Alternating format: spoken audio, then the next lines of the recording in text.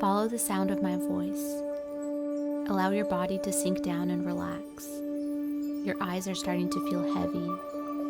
You are getting sleepy, very sleepy.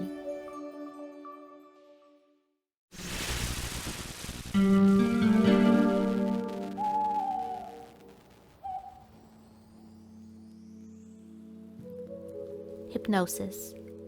What is the first thing that comes to your mind when you hear that word? Perhaps a swinging pocket watch or a pendulum.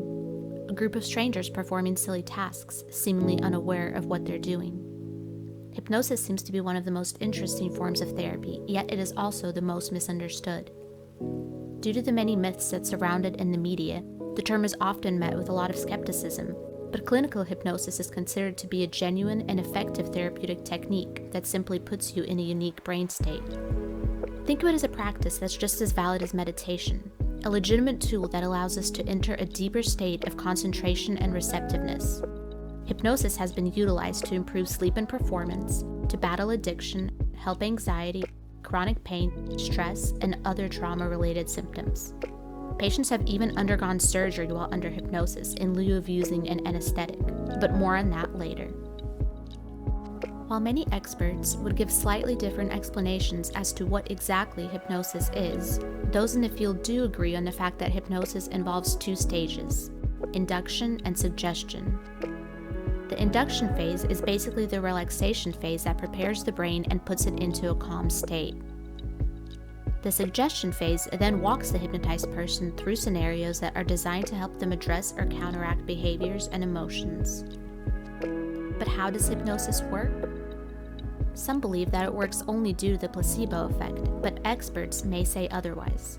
Dr. David Spiegel, a hypnosis expert and professor at Stanford University School of Medicine, has done research that shows how hypnosis acts on multiple brain regions, including some that are linked to pain perception and regulation. During hypnosis, the mind enters an altered state of consciousness, which in turn makes it responsive to suggestions. Like a placebo, hypnosis changes the client's mindset or behavior, but unlike placebos, hypnosis involves zero deception in order to work. Placebos are usually presented as pharmacological treatments, while hypnosis is a therapeutic procedure that allows patients to address issues openly and knowingly. Regardless of how exactly hypnosis works, research shows that even those who score low on the hypnotic suggestibility scale can still benefit from the practice, especially when used in conjunction with other forms of therapy. So now that we've gone over what hypnosis actually entails, let's cover a couple of fascinating facts and details about the practice. The earliest recorded descriptions of hypnosis date all the way back to ancient Egypt in 1500 BC. People would visit sleep temples, which were a bit like old hospitals, where they would be put under the influence of incantation in order to be healed from physical and mental issues. As a fun fact, a young J.R.R. Tolkien helped unearth a Roman sleep temple in 1928, where it is likely that he read or discussed inscriptions regarding a cursed ring called the Ring of Silvanus, which may have inspired his work on the epic novel The Lord of the Rings. Sleep temples aside, the word hypnosis is actually borrowed from the ancient Greek word hypnos, meaning to sleep, and was coined in the early 19th century. But in the 1770s, several decades before the term was coined, the act was brought to the public eye by a physician named Franz Mesmer, who referred to the process as animal magnetism and later mesmerism, hence the word mesmerizing. Although mesmerism had some flaws and disputes, hypnosis has been an accepted form of medical treatment by the British and American medical associations since the mid-1950s. Believe it or not, the average person experiences a form of hypnosis at least twice a day. That's right, zoning out, daydreaming, getting lost in a good book, driving without thinking, not realizing how quickly time flew by.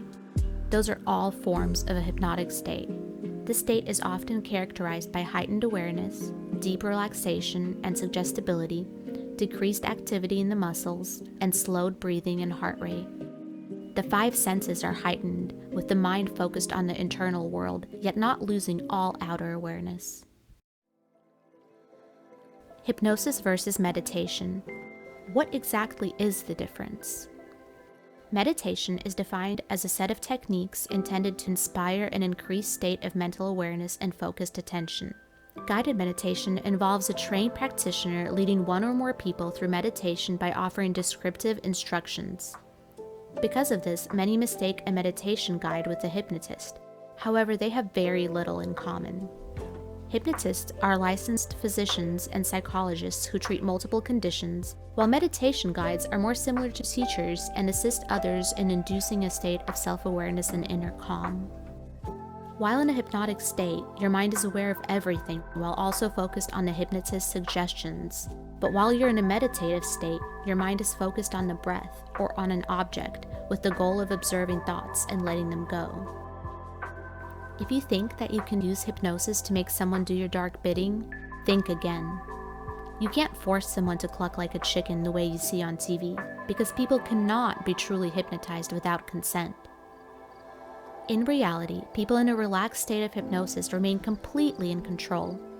They are able to hear, understand, and later remember everything that happened. That's not to say that stage hypnosis never works, but the goal isn't therapy. It's to put on a comedic show and to entertain. Its apparent success likely has more to do with the expectation from the audience, which influences the subject through peer pressure and compliance. Hypnosurgery is a term used for an operation where the patient is sedated through hypnotherapy instead of using anesthetics. The benefits include reducing blood loss and post-operative nausea and faster recovery times. The first alleged case of hypnosurgery took place in 1829 when Dr. Jules Claquette operated on a woman with breast cancer. According to him, she did not feel any pain from the procedure. In the mid-1800s, English surgeon John Elliotson performed nearly 2,000 surgeries using hypnotism to manage his patients' pain. In the 1950s and 60s, an Irish surgeon named Jack Gibson carried out hundreds of operations, including bone setting, treatments for first-degree burns, plastic surgery, and amputations, using just hypnosis to anesthetize his patients. These days in Europe, hypnotherapy is commonly used for minimally invasive procedures such as hernia repairs, biopsies, and mastectomies.